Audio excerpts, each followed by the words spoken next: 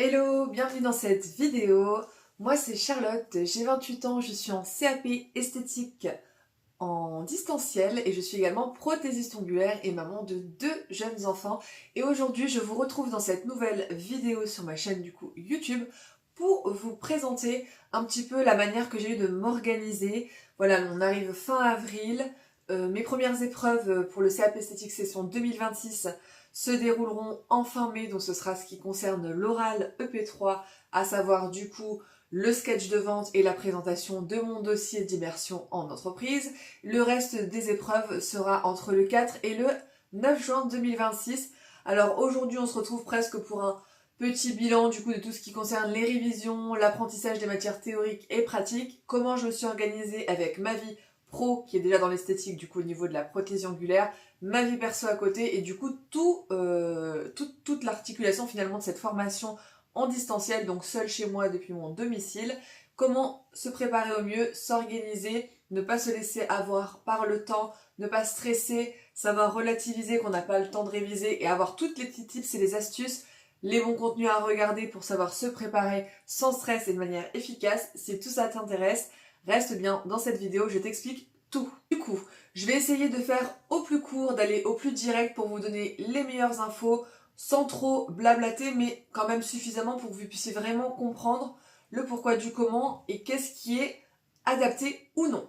Il y a celles qui se font accompagner par une école à distance et celles qui vraiment choisissent elles-mêmes de, entre guillemets, concevoir tout leur programme d'apprentissage en choisissant des supports pour le plus souvent papier à travers des ouvrages dédiés à l'esthétique très spécifiques. Moi je me situe un petit peu entre les deux puisqu'à la base j'avais commencé par ça, vouloir faire vraiment tout toute seule, choisir les livres et les supports sur lesquels je voulais me former, mais, parce qu'il y a un mais, l'âge que j'ai fait que je n'ai pas pu avoir la possibilité de me faire procurer une attestation pour exercer un stage ni auprès de la mission locale ni auprès de Pôle emploi parce que j'ai plus l'âge, je suis un peu à un âge entre deux et j'ai pas la situation non plus puisque je suis en auto-entreprise, je suis pas donc demandeuse d'emploi, j'ai pas pu obtenir le moyen de faire un stage. Donc pour ce faire, je me suis rapprochée d'une école en ligne, en distanciel, qui est donc Espace Concours, mais il en existe d'autres. Donc pour vous citer quelques possibilités, vous avez Sekai Esthétique, qui fait aussi des formations à distance. Vous avez Caris Esthétique, vous avez YouSchool, vous avez la formatrice aussi Esthétique Libre qui est très bien. Donc voilà, ce sont autant de ressources et de personnes que je vais vous citer en descriptif de cette vidéo pour que vous puissiez vous y retrouver. J'essaierai de vous mettre un maximum de liens pour que ce soit le plus intuitif possible et pour vous permettre d'avancer si vous êtes au tout début de votre cursus. Je ferai également les références des ouvrages que j'avais prévu initialement pour me former. Donc moi la question c'est que finalement j'ai bifurqué vers un parcours avec une école à distance. Ça reste quand même du candidat libre et beaucoup d'investissement personnel puisque c'est vous-même qui êtes acteur de votre formation et de votre progression. Premier support, puisque l'important pour bien évoluer c'est de diversifier les sources d'apprentissage et les différents on va dire biais par lesquels vous allez apprendre. Donc vous allez voir, je vais détailler au fur et à mesure, vous allez comprendre. Le premier support finalement c'est quoi? C'est ce que vous fournit votre école, si vous êtes au sein d'une école à distance, ou vos bouquins que vous avez choisis. Donc ce qui est avantageux avec l'école, c'est que finalement ils ont sélectionné pour vous les informations, ils ont structuré les cours, etc. vraiment par rapport au référentiel directement. Ça évite quand même toute une part finalement de traitement d'information ou d'organisation qui est quand même pas négligeable. C'est vos supports, qu'ils soient papier ou numérique, des cours que vous allez dans un premier temps, je vous le conseille, lire, intégrer de manière très globale. Je prends l'exemple du cours de biologie par exemple, mais si vous voulez, vous allez avoir vraiment tout un détail du corps humain de manière générale, et comme les éléments sur lesquels on travaille en esthétique qui sont intégrés à ce corps humain, vous allez avoir des interactions biologiques, chimiques, etc. qui peuvent expliquer certaines réactions en soins, en épilation, certains besoins, etc. Voilà pourquoi ce qu'on vous apprend dans les cours, c'est beaucoup plus global et général, il y a beaucoup plus d'informations dans le cours que ce qu'on va vous demander à l'examen. Mais la compréhension de ce qu'on vous demande à l'examen est tout de même liée à ces savoirs, entre guillemets, quand je dis superflus, c'est avec des grosses pincettes, mais c'est des savoirs qui ne seront pas justement forcément à intégrer dans vos réponses à l'examen, mais qui dans la manière dont vous allez répondre va prouver que vous avez bien compris pourquoi telle ou telle chose fonctionne comme ça en épilation, en soin visage, parce que justement en biologie il y a cette chose dans le corps humain qui fait que je dois prendre telle ou telle disposition, telle ou telle mesure, que je dois choisir tel ou tel produit. Donc finalement tout est lié, mais rassurez-vous, les cours sont beaucoup plus denses que ce qui est mobilisable le jour de l'examen. La première lecture des cours, la première vraiment approche que vous allez avoir, la première compréhension va déjà beaucoup dégrossir le travail puisque toutes les notions que vous allez connaître déjà d'avance ou parfaitement intégrer parce que ça va vous paraître logique ou que vous le savez déjà tout simplement, c'est déjà un pré-tri qui est fait. Ensuite, le deuxième support, donc toujours à l'écrit, c'est les fiches. Moi, je vous conseille de faire des fiches de révision. Je sais que certaines personnes apprennent beaucoup en écrivant. Vous pouvez écrire certaines choses, mais mot pour mot, ce qui est écrit dans vos cours, ça peut vous aider à intégrer. Mais après, je vous conseille vraiment de faire des fiches vraiment de révision où vous faites un premier tri. Et donc, moi, j'avais ce problème-là avant, justement de tout écrire et finalement de ne pas réussir à synthétiser. Ce que je vous conseille, c'est vraiment de noter les notions les plus importantes, à savoir les définitions, les termes un peu spécifiques qui sont difficiles à retenir, les dates, voilà, les composants, les actifs, ce genre de choses, vous notez. Ces choses-là, c'est des choses à noter puisque c'est pas des choses intuitivement qui sont faciles à retenir directement au premier coup d'œil. Vous le notez. Très important. Vous surlignez ou vous soulignez, vous mettez de couleurs différentes vraiment les éléments, parmi déjà ces éléments importants qui sont encore plus cruciaux, vraiment très spécifiques. Et en fait, ça vous permet de faire un premier tri. J'ai fait des plus petites fiches avec des plus petits papiers Bristol avec vraiment les éléments encore plus spécifiques ou alors ceux que j'avais vraiment du mal à retenir parmi mes premières fiches. Ça crée un deuxième niveau de tri ou encore l'essence même de ce qui est à apprendre parce que vous avez du mal à l'apprendre va se dégager et ça vous permet de réviser plus efficacement. Mais voilà quelques petites astuces qui vous permettent de faire vos fiches efficacement. Maintenant, quelque chose de très utile, c'est diversifier justement les sources d'apprentissage. Et là, vous allez utiliser d'autres biais, donc le biais visuel, le biais auditif. Je m'explique. Il existe tout un tas de vidéos sur YouTube faites par des intervenantes, des spécialistes, des profs justement indépendantes ou intégrés à des écoles qui fournissent des vidéos très complètes, très bien faites, soit sur la pratique ou sur les cours de biologie, etc. directement en accès sur YouTube. Et certaines de ces mêmes personnes ou d'autres font aussi des podcasts du coup sur Spotify. Je vous mettrai pareil en description et ci et là au long de la vidéo les références du coup des sources que je vous recommande pour vous accompagner dans vos révisions.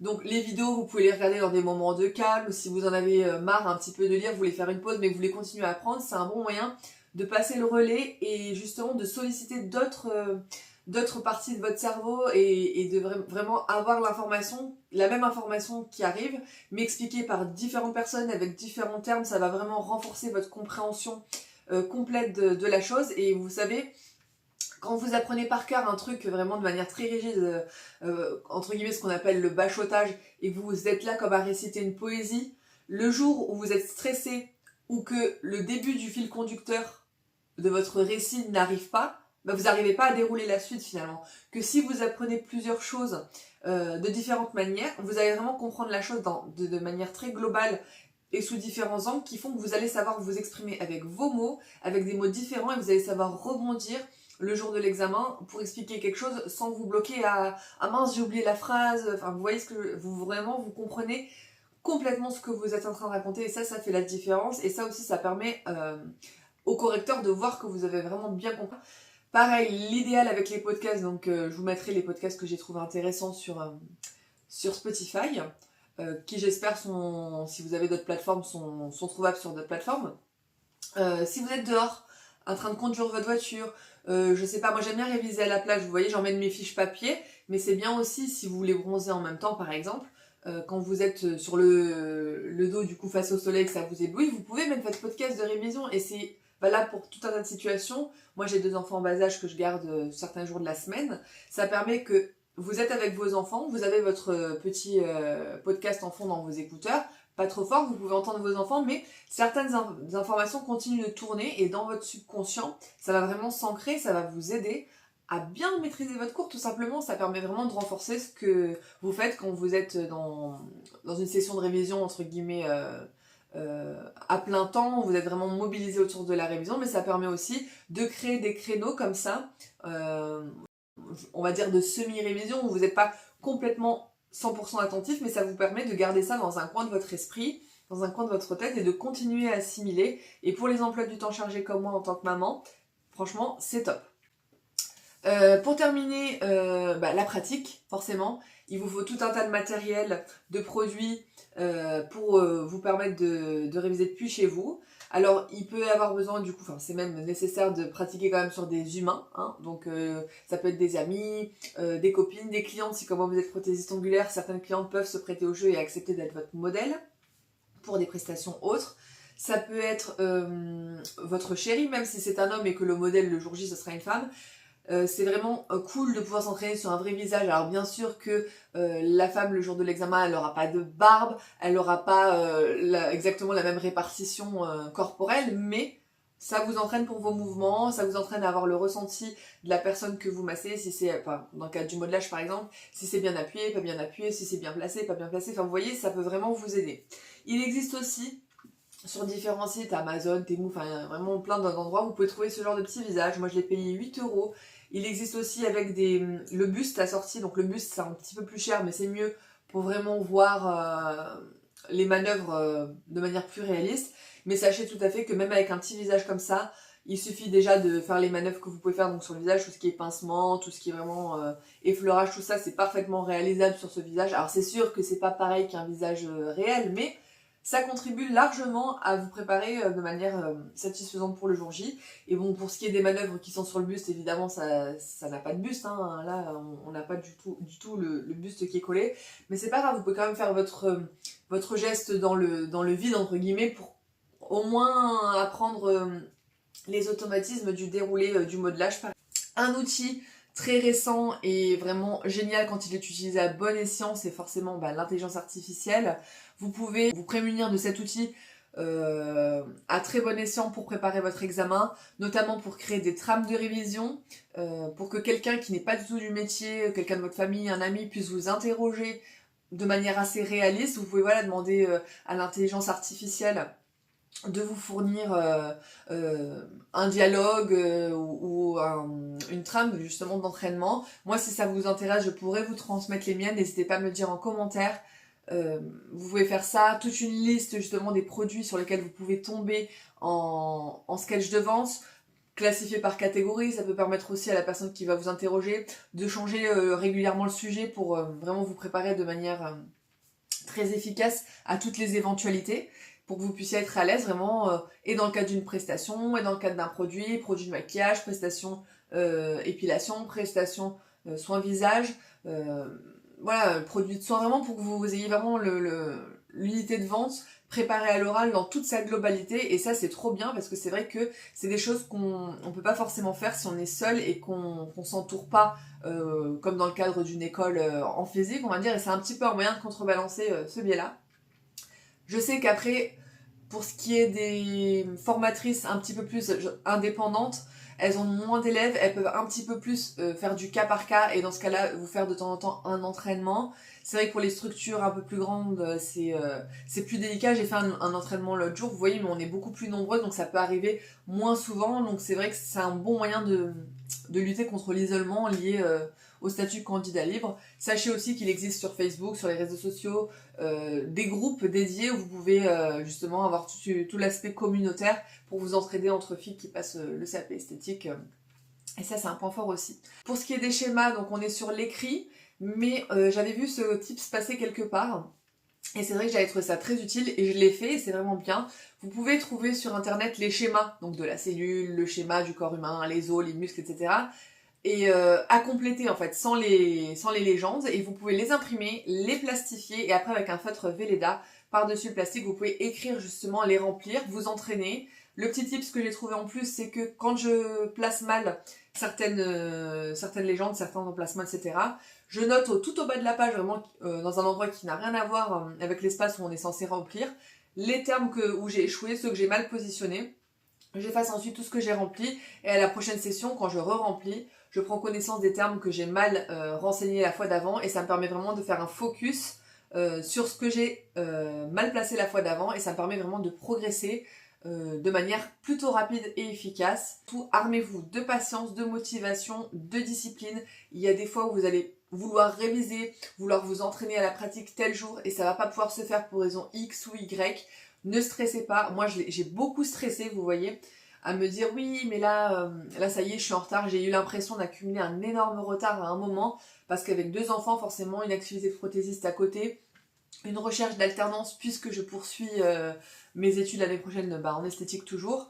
Donc voilà, vous voyez, vous pouvez vous prendre des fois, vous sentir pris à la gorge, vous sentir en retard, noyé. Ne vous inquiétez pas.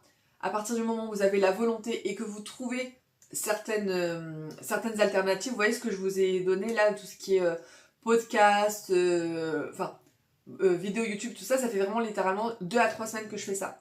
Avant ça, je me sentais en retard et ça m'a permis de faire un bond dans ma progression, de me sentir rassurée, validée.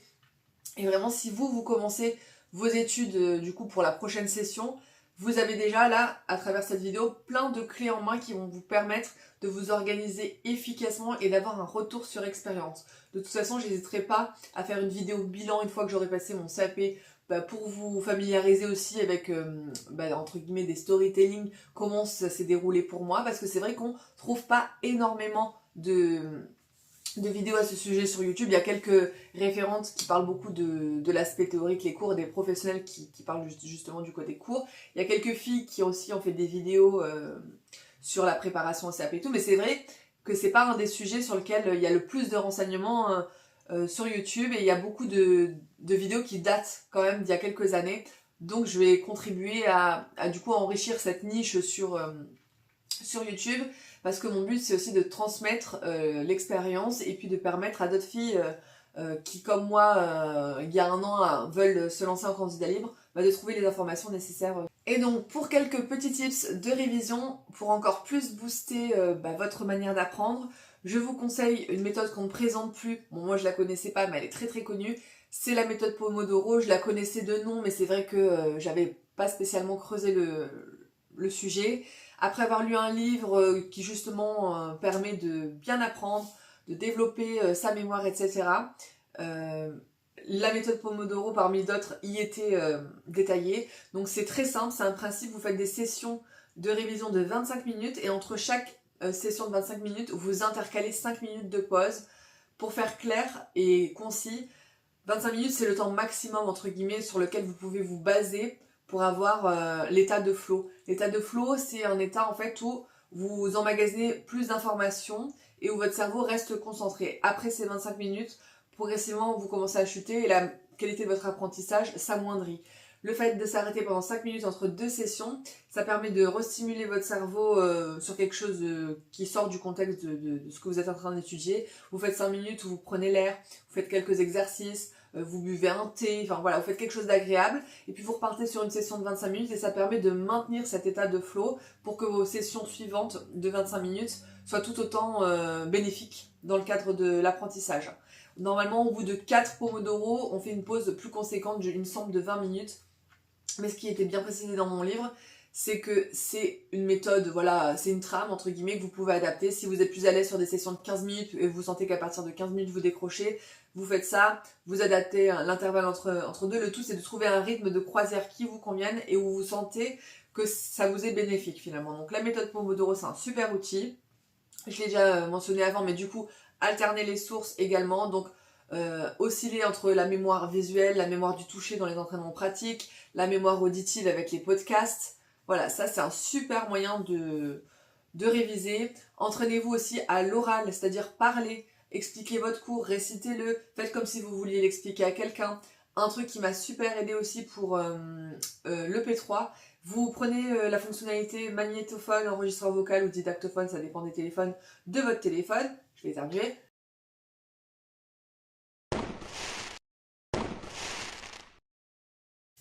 Donc vous prenez cette application sur votre téléphone, vous vous enregistrez. Chaque session de EP3 où vous présentez votre dossier, vous enregistrez.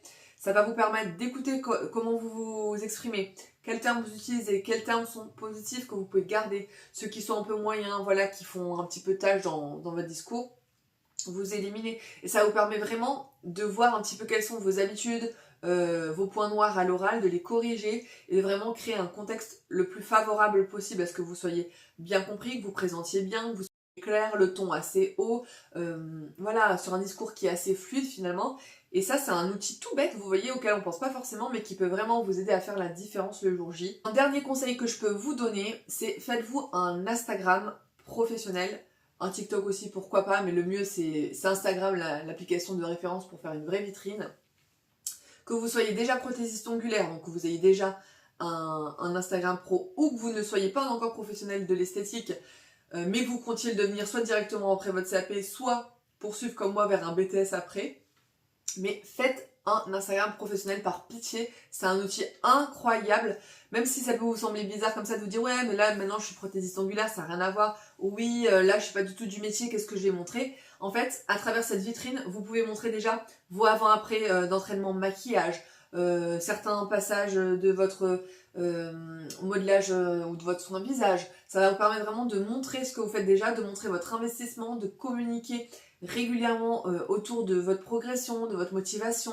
Et en fait, le fait de recenser tout un tas d'événements liés à votre CAP tout au long de votre parcours, ça fait que plus tard, un futur employeur dans le cadre d'une alternance pourra consulter tout ça et ça peut vous démarquer d'autres candidates ou ça peut tout simplement témoigner de votre engagement, de votre sérieux, de votre passion qui sont des éléments hyper importants dans cette filière. Et voilà, ça c'est quelque chose que vous allez pouvoir mentionner dans votre CV, le petit arrobase de votre compte professionnel. Ça va vous permettre de générer de l'engagement autour de votre situation. Potentiellement des futurs clients, des futures collaboratrices peuvent tomber sur votre contenu, s'abonner et générer voilà, un aspect communautaire et venir vraiment commencer à bâtir finalement votre image de professionnel de l'esthétique. Et ça c'est super. Vraiment, ça peut vraiment vous débloquer des opportunités. Alors n'hésitez pas, communiquer autour de votre formation, c'est le premier pas pour ensuite générer une page professionnelle. Et surtout, ça peut créer de l'attachement aussi auprès de votre audience qui vous aura suivi du coup du début jusqu'à la fin. Et d'ailleurs, c'est ce que je fais à travers les vidéos que je communique actuellement sur mon YouTube. Et bon, moi j'avais déjà mon Instagram professionnel, mais ça crée vraiment voilà, un attachement et un dialogue, un discours. Ça permet vraiment de se connecter à des personnes qui sont intéressées par le même sujet ou qui vont soit suivre vos pas, soit qui ont déjà suivi la même formation auparavant, etc. Et c'est comme ça qu'on commence justement par bâtir un réseau efficace de manière professionnelle. Ça sera tout pour cette vidéo aujourd'hui. Je ferai un vlog un petit peu spécifique, je pense, où je vous emmène dans mes révisions juste avant l'examen, du coup, parce que comme je vous l'ai dit, c'est d'ici un mois, donc ça arrive très très vite. N'hésitez pas à vous abonner, du coup, si vous voulez suivre tout ça. Continuer à voir l'avancée du coup de la formation en CAP esthétique, mon passage des examens. Je vais également très prochainement vous présenter le matériel nécessaire pour commencer votre formation en distanciel. Également, je vous présenterai ma valise qui est déjà prête. Bon, c'est vrai que je pioche un peu dedans parfois pour faire des entraînements, mais je vais vous montrer comment je compte m'organiser de manière hyper claire, efficace, zéro stress pour l'examen. L'organisation, vraiment, c'est un grand pan de l'examen qui peut garantir vraiment beaucoup plus de chances de réussite. Ça peut vraiment faire tomber beaucoup du stress et ça je vais vous montrer comment faire votre valise de manière pépite. Alors abonnez-vous, n'hésitez pas à me laisser en commentaire vos impressions, vos envies, vos conseils pour les personnes qui regarderont aussi cette vidéo. Vraiment c'est le fait de communiquer entre nous qui va permettre de partager toutes les astuces et permettre aux personnes qui souhaitent suivre cette voie de trouver encore plus d'informations sur YouTube du coup. Bisous et à la prochaine!